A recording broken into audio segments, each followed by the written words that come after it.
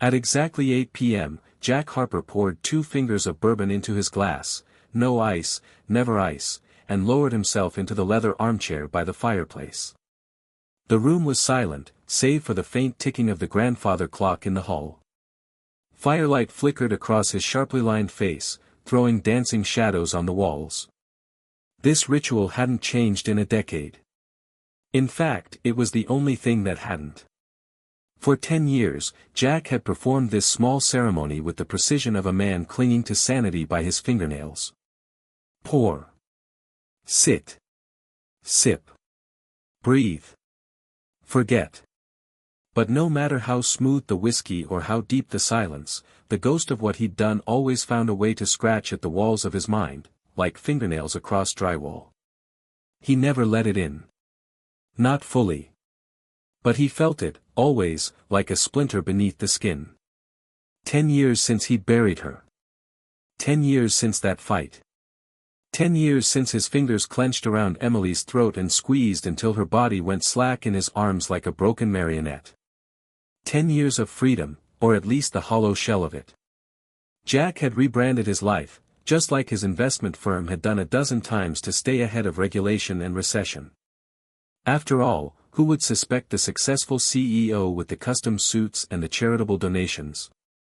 He gave to kids' cancer foundations, hosted Christmas parties for the homeless, and spoke at financial literacy seminars at local colleges. He was a community pillar. A goddamn poster boy for redemption. But no one knew what happened behind the heavy oak door of his office that night. No one knew how fast a marriage can go from sour words to cold murder. The cops never found the body. Because Jack Harper wasn't some clumsy fool, he planned the cover-up like a quarterly merger. Wrapped her in a rug. Drove her an hour out of town to a dead development lot. 50 paces east of the old oak tree. Dug the hole himself. Froze his hands off doing it. When the investigation fizzled out a year later, Detective Mark Turner gave him one last stare, full of unspoken fury, but no warrant.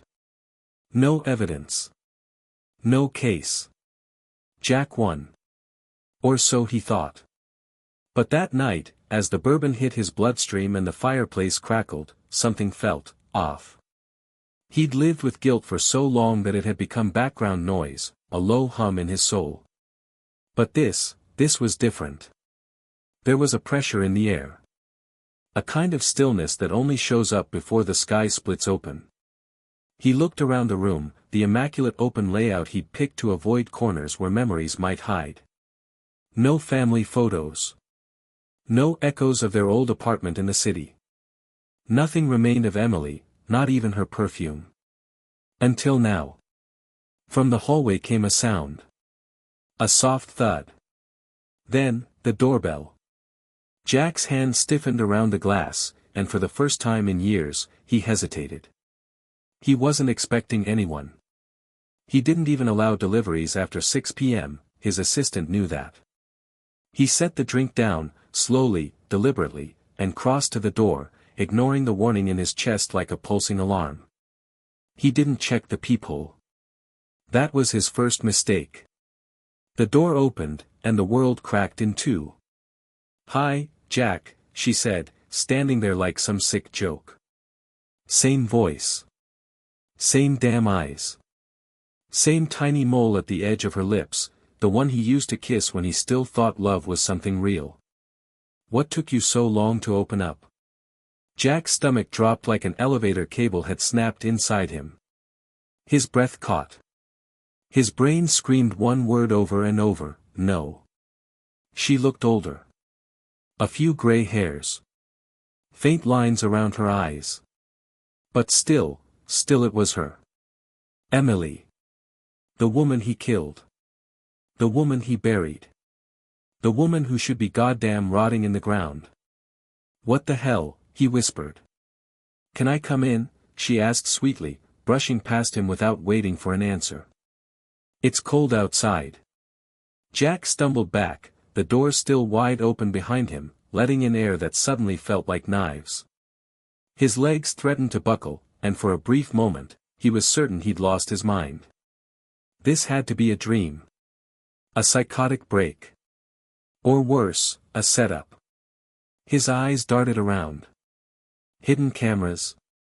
Reporters. But no. It was just her. And she was already in his house. "You've changed the furniture," she said casually, like they'd only been apart for a weekend trip. "I like it. I'd move the couch, though." Jack pressed his back to the wall like a man cornered by a wild animal. "You can't be here," he finally croaked. "I buried you." She frowned slightly, stepped closer, and touched his forehead. "Maybe you're sick.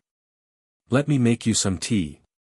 She moved toward the kitchen with the muscle memory of someone who had lived there for years. Jack stood frozen. This wasn't guilt anymore. This was war. Jack stood in the hallway like his feet were glued to the hardwood, eyes locked on the woman in his kitchen, the woman who shouldn't exist. Emily moved through the space with fluid familiarity, opening cabinets and reaching for mugs as if she'd lived in this house for years. But she never had. This house was bought a year after he buried her. He made sure of that. Every square inch of it was supposed to be untouched by her memory. A fresh start. A clean slate. Now it felt like a haunted museum. "Do you still take your tea with honey?" she asked without turning, her voice light, casual, fucking impossible. Jack didn't answer. He couldn't. His throat was dry, his mind spinning like a roulette wheel soaked in gasoline. He staggered into the kitchen and grabbed the edge of the counter, trying to steady himself. His chest was tight. Like a vice was clamped around his ribs. "Emily," he croaked. "This isn't real." "Jack," she said softly, finally facing him. "You need to stop talking like that. It's scaring me." She looked at him like a wife would look at a husband. Concerned. Loving, even. Her hand reached for his. And it was warm. Not cold. Not spectral. Goddamn warm. "I buried you," Jack whispered. "I wrapped you in a fucking rug. I put you 6 feet under in a lot that doesn't even exist on Google Maps." Emily's brow furrowed. She touched his face, and it made him flinch. "Jack, please, I think you need to sit down. You're not well." He recoiled like she'd slapped him. "Don't touch me. Don't you fucking touch me." She stepped back, her expression clouded with something strange, fear. Disappointment. "I told you I'd be back tonight," she said gently. "Sorry I'm late. Traffic." That line hit him like a hammer to the gut. She'd said that once before, years ago, in a moment so mundane it shouldn't have mattered. After grocery shopping. Back when life was still normal. Before the fights. Before the hands around her neck. There was no way a hallucination could have remembered that. Could it? His knees buckled slightly, and he caught himself on the edge of the dining table. Emily moved to help him again, but he waved her off like she was radioactive. "You're not real. You're not fucking real." She only tilted her head, sympathetic. "Jack, what's going on with you?" He needed proof. Something objective. Something outside of his damn head. He stumbled toward his office, yanked open the drawer, and pulled out his laptop. He booted it up with shaky fingers and opened the date settings.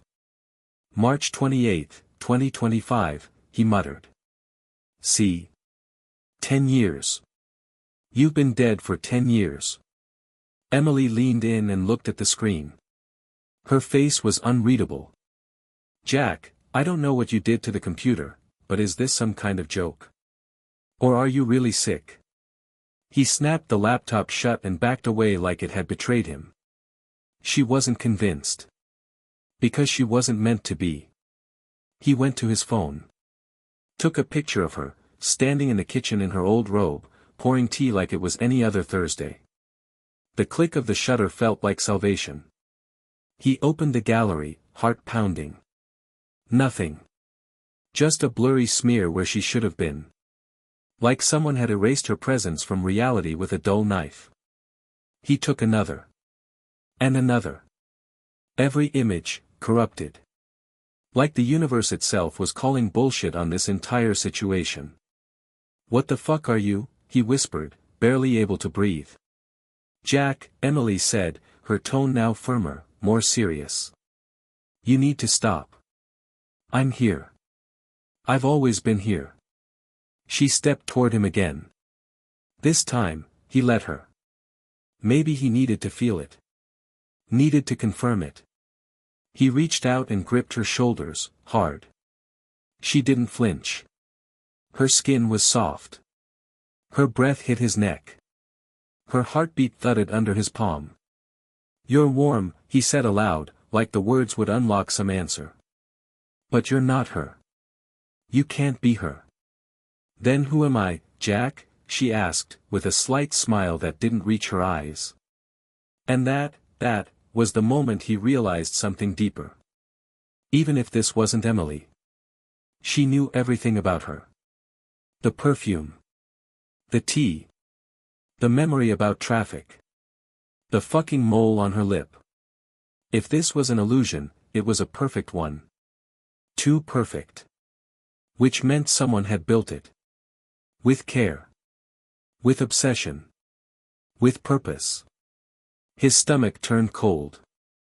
He wasn't just being haunted. He was being hunted. Jack didn't sleep. He couldn't. Even after she'd gone upstairs, like nothing had happened, like she belonged in that bedroom, that damn room she never stepped foot in when she was alive, he stayed up in the living room, staring at the dead fireplace. His whiskey sat untouched on the table, its glass sweating in the silence. He listened for footsteps. For whispers. For reality to break apart again. But the only thing that came was the creak of old floorboards above his head. Slow, deliberate. Not pacing. Not anxious. Just, there. Like she was floating above him. Like she was watching. "This is fucking insane," he whispered to himself, pressing both hands to his face. "You're losing it, Jack. You're finally cracking." He didn't remember falling asleep, but when he opened his eyes, the morning sun was spilling through the curtains, and the house smelled like bacon and fresh coffee. For a fleeting second, he wondered if it had all been a dream. Maybe it was a breakdown. A stress-induced hallucination. Maybe Emily hadn't really walked through the door last night. "Morning, babe," she said from the kitchen, just as real, just as horrifying. He bolted upright. She was standing there in his shirt, flipping pancakes. Her hair was damp, she'd used his shower. She turned and smiled at him like it was Sunday in 2014. "You look better," she added. Sleep must have helped. Bullshit it did, he thought, trying to swallow the lump forming in his throat. "I took some photos yesterday," he said cautiously, testing her reaction. "Wanted to show you something weird." She leaned closer as he unlocked his phone and opened the gallery. Except now. Now she was in the pictures. Every single one. Her face. Her hands. Her reflection in the kitchen window. Crystal clear. Like she'd always been there. Jack's stomach lurched. "You were a blur yesterday," he muttered. "I swear to God. You were." "You okay?" she cut in gently, placing a plate in front of him. "You've been acting really jumpy lately."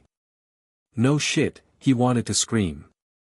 Instead, he nodded stiffly and took a sip of coffee, half expecting it to be poisoned. His phone buzzed, a text from Ryan Brooks, his business partner. "Where the hell are you? Meeting started 45 minutes ago." "Shit." Jack stood abruptly, nearly knocking over the chair. "I've gotta go," he said, grabbing his keys. "Completely forgot." "You sure you're up for work?" she asked. "You don't seem." "I'm fine," he snapped, harsher than he meant to. Her expression flickered, something unreadable, but she nodded. He left the house like it was on fire. But even as he pulled out of the driveway, he checked the rearview mirror 3 times, half expecting her to be in the back seat. The meeting was a blur. Paperwork. Emails. Words that didn't stick. Jack kept glancing at his phone, at the photo gallery, hoping, praying, that the images would shift again. That maybe she'd vanish from them, or glitch out, or anything that made sense. But she stayed. Still. Clear.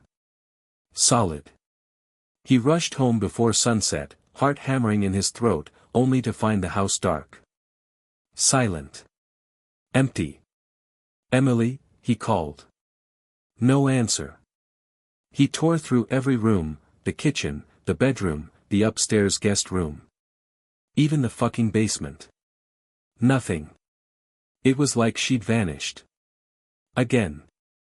"Where the fuck did you go?" he whispered. Then he had a thought. The photos. He opened the gallery. Nothing. She was gone from those, too. Not blurry this time. Just, absent. Erased. As if someone had gone in and cleaned up the evidence. He dropped into the living room chair, the breath caught in his chest. That's when the phone buzzed again. A new message. From an unknown number. "Nice try. You're slipping. E." Jack stood up so fast the phone nearly flew out of his hand. "What the hell is this?" he whispered. She was watching him. He was sure of it now. This wasn't some guilt-fueled breakdown. This was coordinated. Deliberate. And whoever the hell was behind it, whether it was Emily or some twisted impersonator, was playing him like a piano.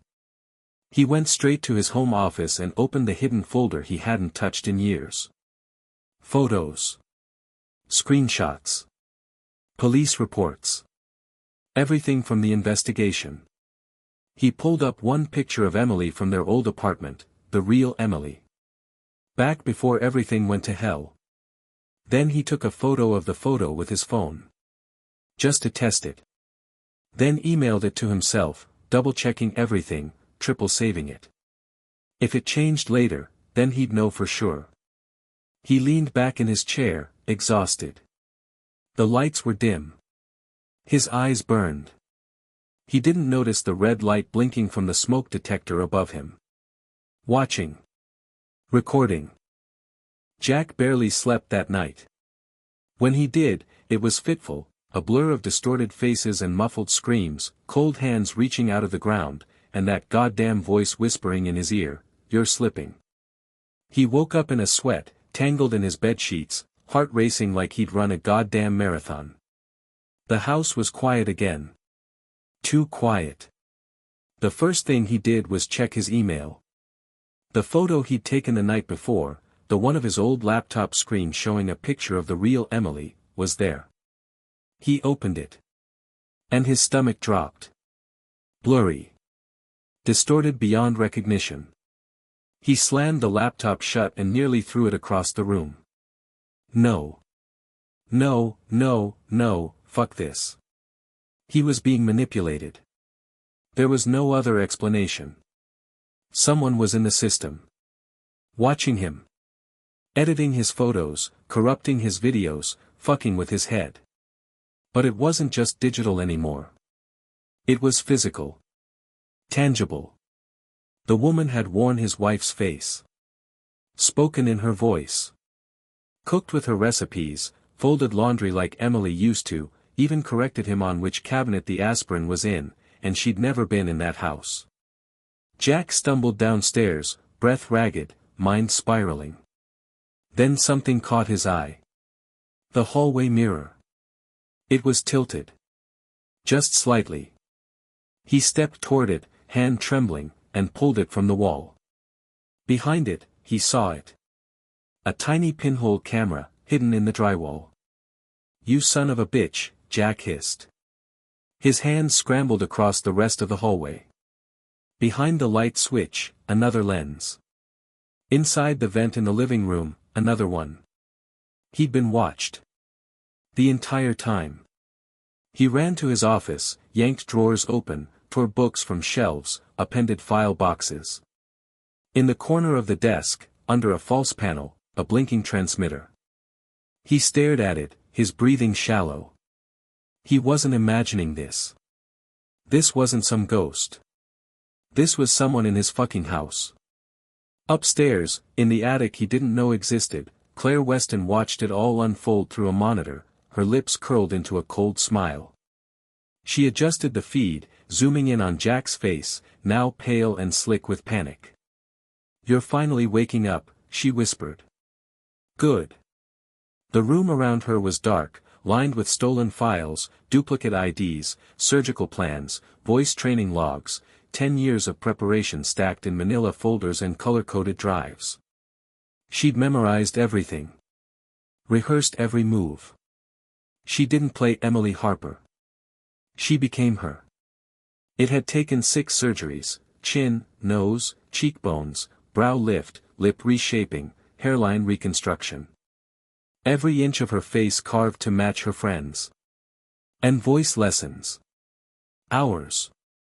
Years. Until she could mimic Emily's laugh, her screams, her silence.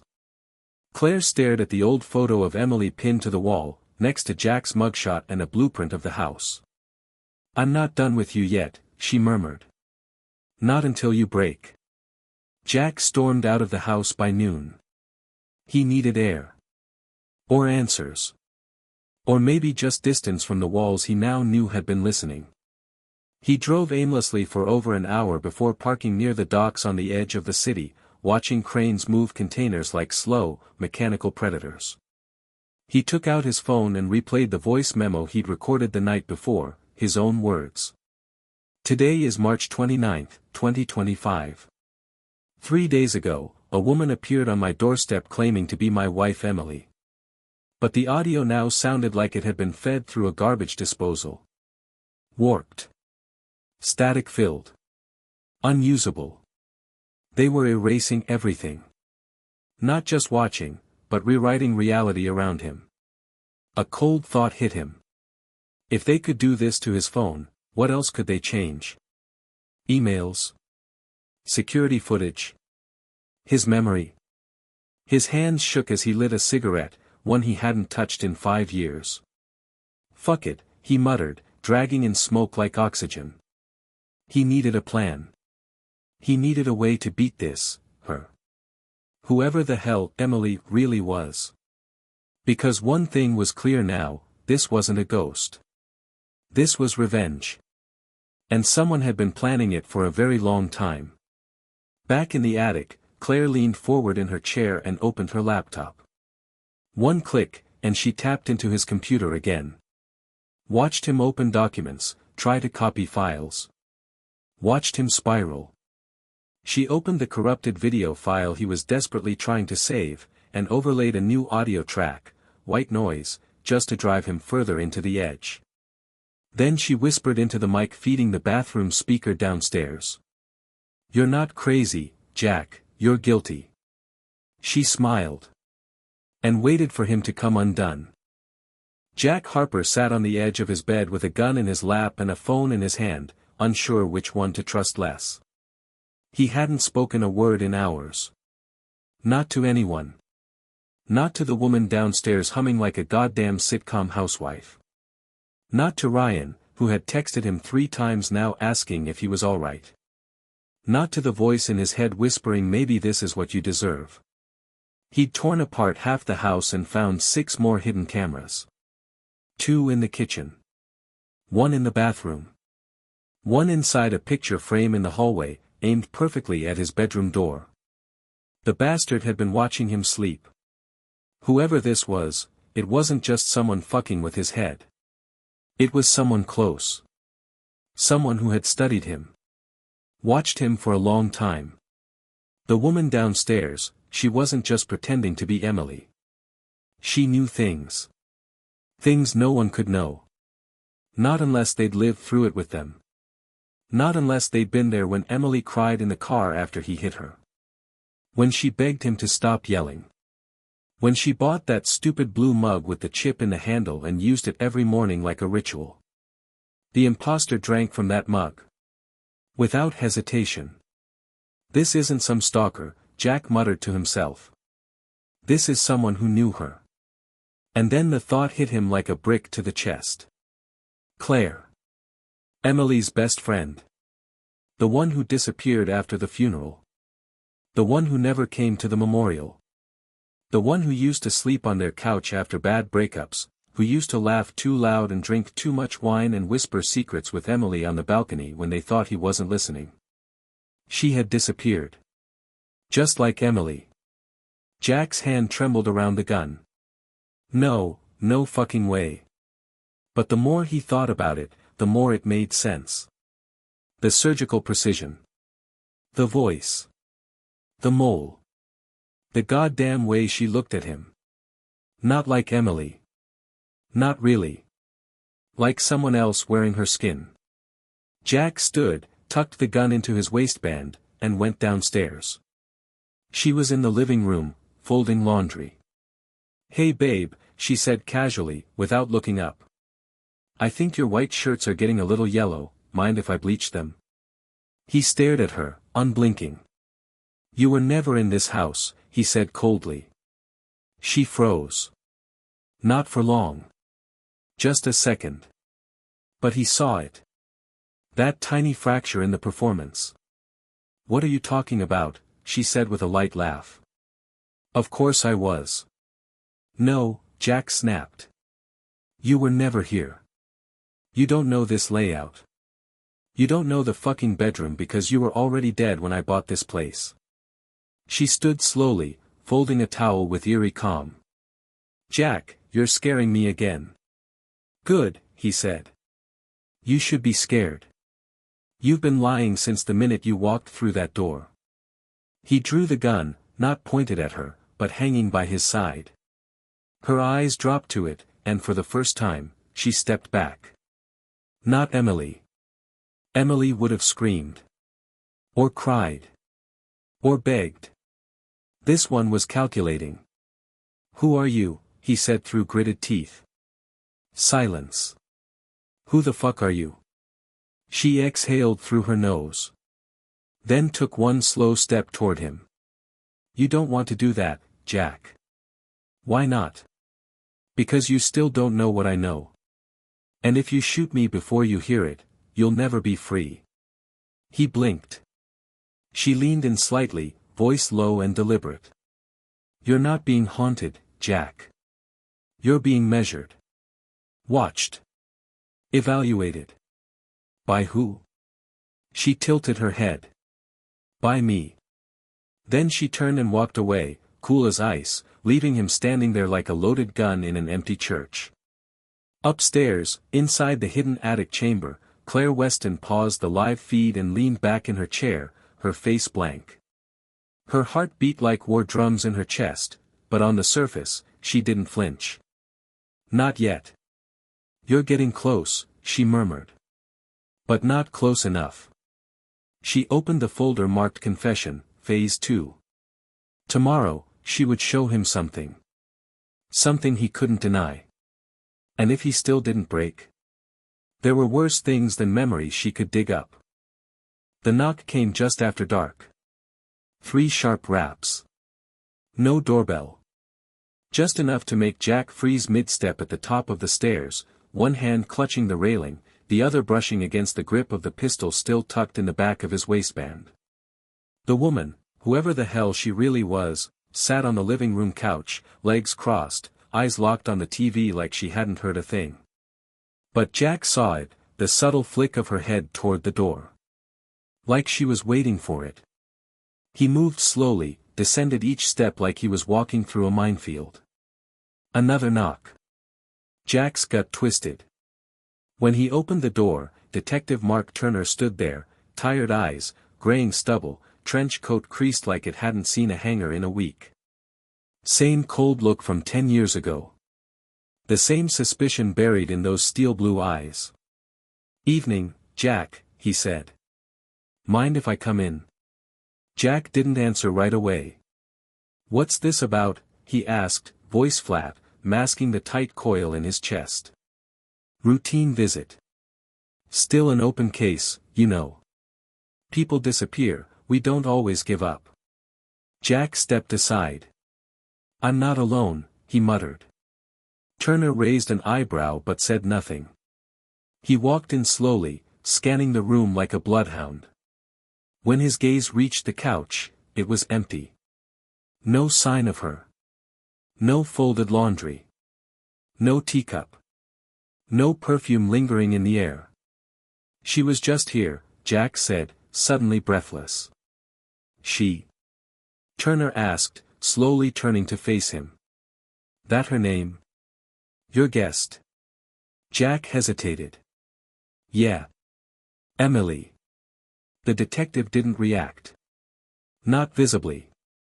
But something in his stance shifted, subtly. Controlled. Emily Harper, he asked. Jack realized the slip too late.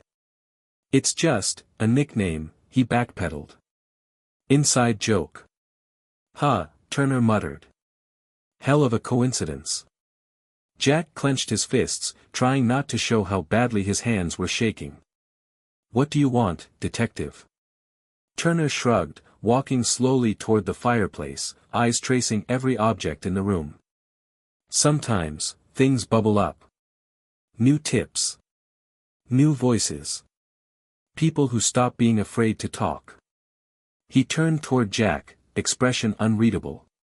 Sometimes, the past knocks louder than the present. Jack said nothing. You see or hear anything strange lately? Turner continued. Unfamiliar visitors. Weird phone calls. Stuff going missing. Jack felt the walls closing in. No, he lied. Nothing like that. Turner stared at him a second longer, then nodded slowly. Well, if anything comes up, you know how to reach me. He turned to leave, but paused at the door. Oh, and give my regards to your friend Emily. Jack's mouth went dry. What did you say? Turner gave a small, cold smile.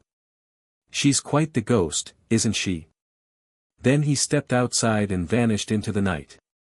Upstairs, in the hidden attic crawlspace, Claire Weston, still cloaked in Emily's skin, watched the entire exchange through her monitor. Her heart thundered, but she never blinked. Jack was unraveling exactly as planned. The police were sniffing again. She was running out of time, but that was fine. He was close. So close. All she needed now was the confession. And Jack? He was already breaking. The night swallowed Jack as he drove, headlights slicing through the darkness like dull blades. The further he got from the city, the heavier the air felt. The road twisted through the trees like a snake, leading him to the place he hadn't returned to in a decade. The vacant lot was almost unrecognizable.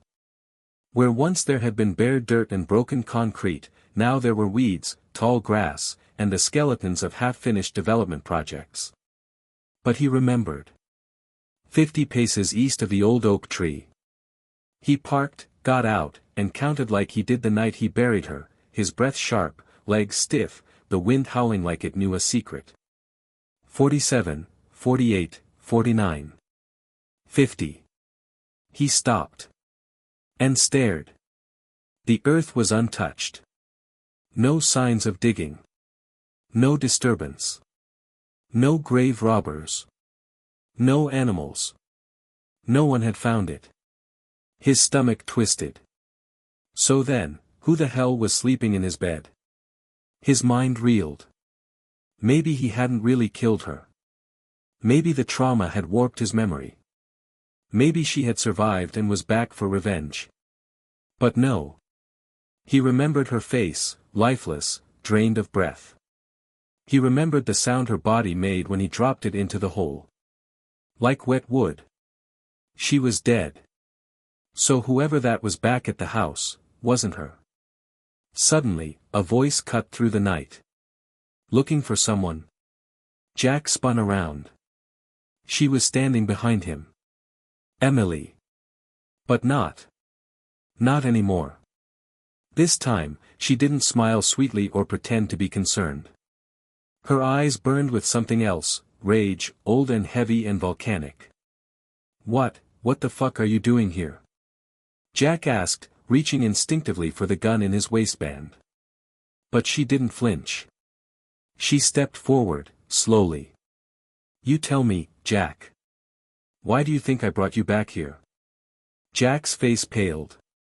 The words stuck in his throat. You were watching me. Listening. Fucking with my head. Because you deserved it, she said coldly. You murdered Emily. You buried her like trash. And you got to go on living your shiny little life like nothing ever happened. Jack's hand finally found the gun, but before he could draw it, she pulled something from her coat pocket. A small recording device. She hit play. I killed her, his own voice confessed, shaky and raw. I wrapped her in a rug, took her out here, 50 paces east of the oak. Jack's blood turned to ice. What is this? Proof, she said. You, he choked. You're not Emily. She stepped closer, pulled back her hair, and whispered. No, Jack. I'm Claire. The best friend you never noticed. The one you thought vanished. The one you didn't think twice about. Jack stumbled back, suddenly realizing he'd been looking into the wrong eyes this entire time. This is insane. No, Claire said. What you did was insane. What I did, was justice. A flashlight beam cut through the trees. Footsteps. Then a familiar voice. Evening, Mr. Harper, said Detective Turner, stepping out of the shadows. Looks like we finally got what we needed. You were in on this? Jack said, spinning.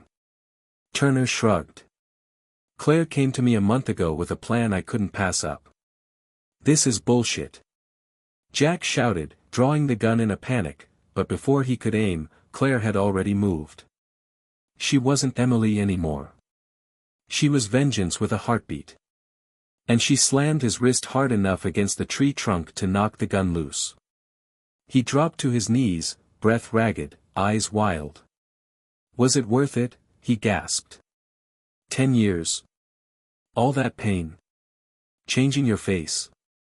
Claire stared down at him, expression unreadable. I don't know, she said honestly. But I know she deserved better than you. Turner stepped forward and snapped the cuffs around Jack's wrists.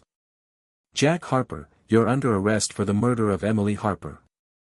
You have the right to remain silent. But Jack wasn't listening. He stared at Claire as if seeing her for the first time. The face that once haunted him now belonged to the one who damned him. The trial made headlines. Wealthy investment mogul charged in cold case murder. He pleaded guilty. No insanity. No plea deal. He cracked. Because Claire had made sure of it. 1 week later, she walked into the police station. Sat across from Turner, shoulders squared, face calm. What now? He asked. She slid a document across the table. Emily Harper wants her identity restored. Turner blinked. You mean? No, she cut him off. Claire Weston disappeared on a roadside last week. Turner looked at her for a long moment. Then nodded. Welcome home. Emily.